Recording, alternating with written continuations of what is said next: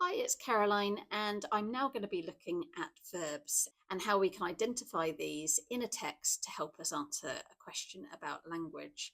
So, verbs are words that are essentially showing an action or a state of being.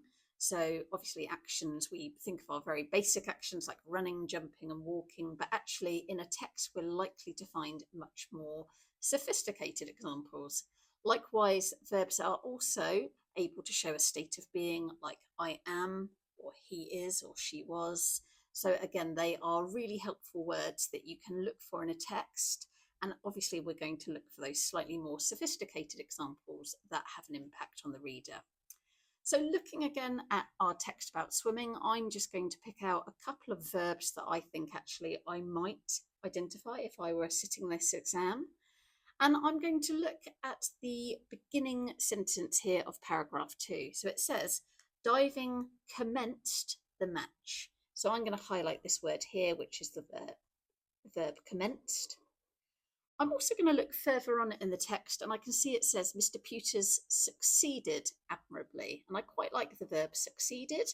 And I think I might be able to write about that and explain the impact on the reader.